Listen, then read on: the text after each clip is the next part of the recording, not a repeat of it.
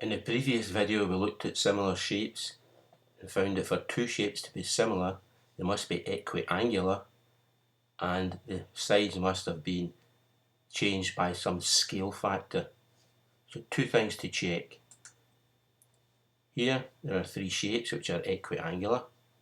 90 degrees here at this corner, 90 degrees here and here, 135 degrees at this corner, 135 degrees here and here, 45 degrees at this corner, 45 degrees here and here. So the three shapes are equiangular, but they are not similar because the sides have not been scaled. This side 1 has been doubled up to 2. 4 should have been doubled up to 8, but it's only 6. This 1 should have been multiplied by 3 to get this 3. So 4 should have been multiplied by 3 to give you 12. So the sides are not scaled. So they are equiangular but not similar because the sides have not been scaled. The triangles are different. Here's a triangle with 3 marked angles. If I extend to the sides here in green so that I retain this angle at the bottom, and I'm going to change this black line into a red line with an arrowhead on it. With these two angles here, if I produce another parallel line further along, then these two angles marked with circles are the same because they're in an F shape and you have parallel lines. So they're corresponding angles, and for parallel lines these two angles are equal. Same with the two angles marked with the crosses.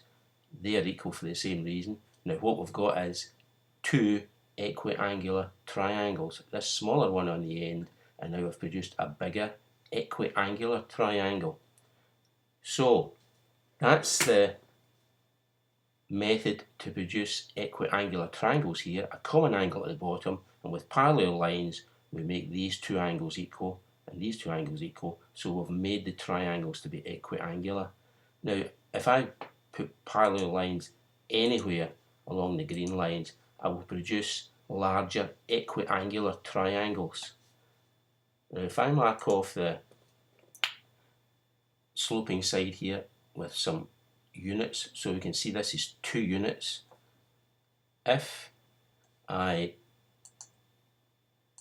just look at this one large triangle here, this big outside triangle, it's 6 units along this sloping edge. Originally the smaller triangle was 2 units along the sloping edge. This sloping edge is 3 times bigger.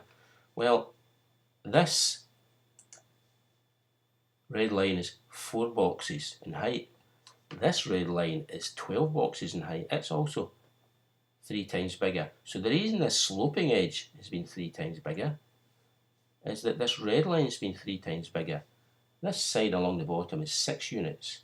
If I count right the way along the bottom, it's 18 units. So what's happened is, in producing two equiangular triangles, it has automatically scaled the sides.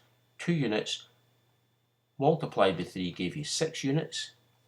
The red line was 4 units, it became 12 units.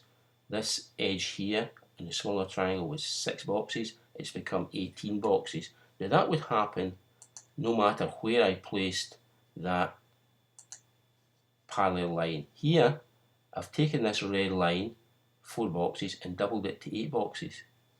So this sloping edge, 2 units, has doubled up to 4 units.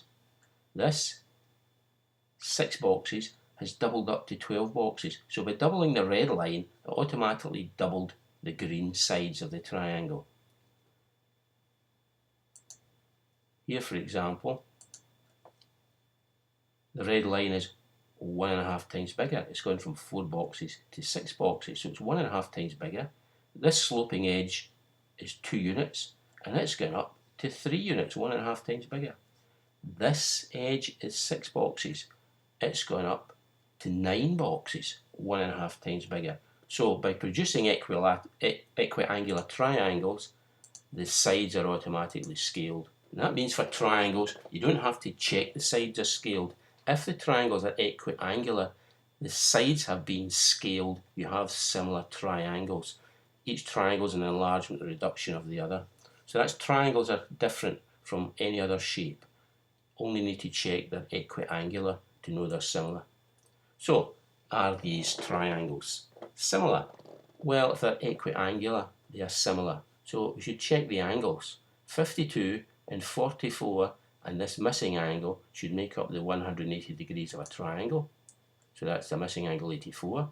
If we do that for each of the triangles, work out the missing angles by making the triangles up to 180 degrees, we now know all three angles in the triangle.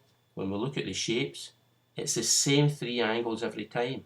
So these triangles are equiangular, therefore they are similar. So they're all similar. They're all scaled versions of each other. The sides have been scaled. Now, if I rotate some of these triangles,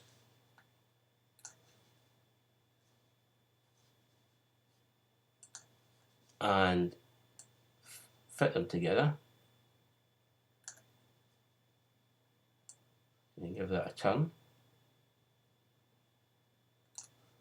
and then fit it onto the bigger one. You do the same with each of them.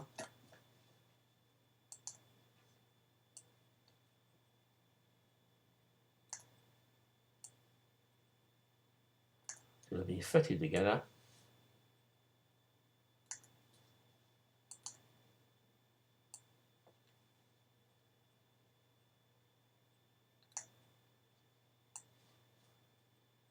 Like that. This needs a slight turn.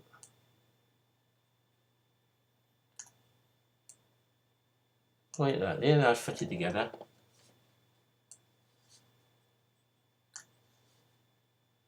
It gave us this, where with the angles fitted together and the same angles at these corners, 84, same here at 52, that means these lines have been parallel. So these similar triangles fitted together to give this situation where we've got parallel sides, and that produces equiangular triangles and therefore similar triangles. It's very like this situation. So the general setup is this. We have a triangle and we draw in another side parallel to this side. It gives us F shapes, so it gives us equiangular triangles. There's a small one here and a large outside one. So we've got two equiangular triangles and therefore two similar triangles. One is a scaled version of the other. So that's the setup we're going to look at. Here's an example. Calculate A. We have equiangular triangles. There's the angles marked. These are in the F shapes.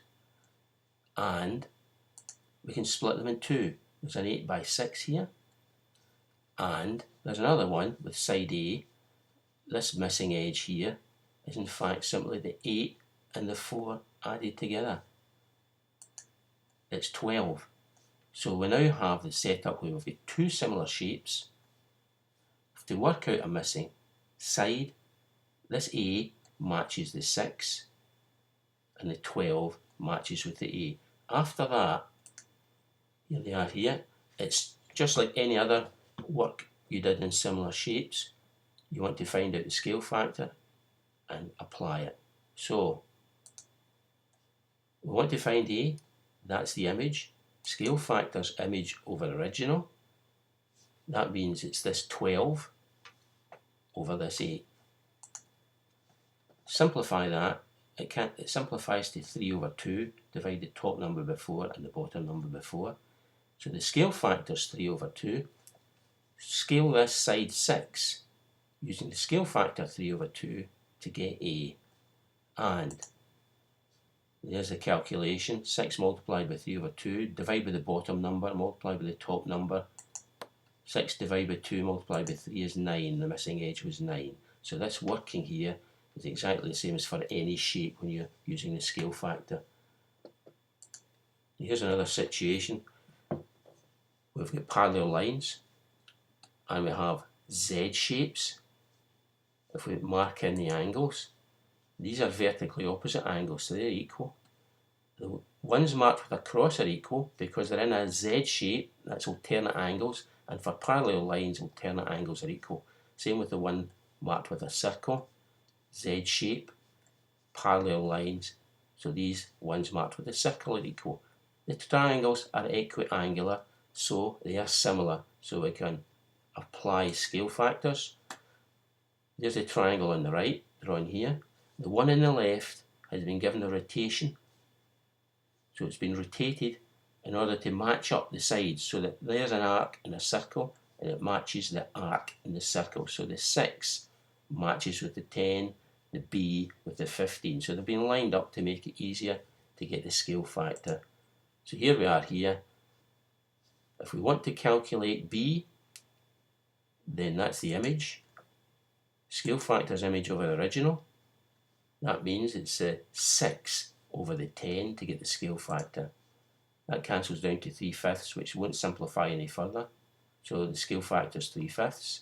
Now scale this 15 by 3/5 to get this B.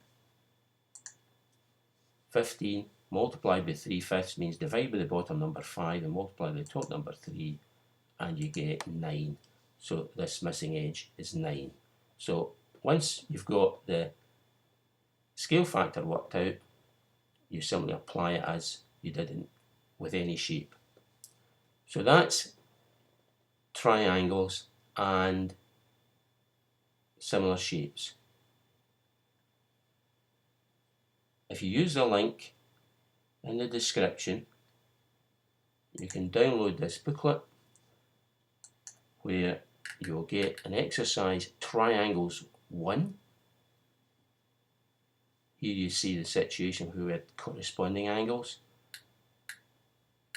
and here's a situation where we had alternate angles. So that's an exercise you can practice, and it's got the angles, the answers at the back. Also, if you use the link, you can download a set of notes which covers all the videos on similar shapes, and these are the examples.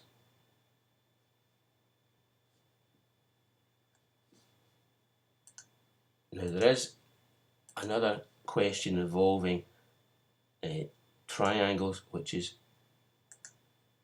pretty tricky, so I'm going to show you an example that's a little bit harder. This one. So here we have same setup, a missing edge B. Now what makes this a little more difficult is this. There are two triangles as before. When we take them out, we've got a side B here by 6. There it is, side B here and 6. And the other triangle, it's got this 9, but this edge here is actually B plus that 4. So it is a bit trickier to get. It's B plus 4. So we don't have a number. We've got, this is B units and this is B plus 4 units. And that's trickier to solve. A technique that we can use, it's handy here, is called cross multiplication, which you should have met before. Here's a fraction equal to a fraction. If you want to solve an equation in this setup, you can carry out what's called cross multiplication. The A and the D are opposite each other, crossed over, and so are the B and the C. So that's the setup. Cross the D up to the A, the B up to the C, and then you can solve AD equals BC. And it's going to be useful in this example because when we apply the scale factor, I'm going to call this one the image. It's easier putting this algebraic sum here on the top line, as you'll see in a little second. So I'm calling this one the image. It wouldn't matter which one, but it's going to be easier that way. Scale factor is image of original. It's the B plus 4 over the B is a scale factor here. But also the scale factor is 9 over 6. So I've written the scale factor twice. It's 9 over 6, but it's also B plus 4 over B. So they must be equal. That's two equal fractions. We can cross multiply the 6 comes up to the b plus 4 and the b goes up to the 9. That's cross multiplication. Break the brackets, gather up the b's onto one side. 24 is 3b, b is 8. So that's a more difficult case. It's also got an exercise in the download, so using the link, if you download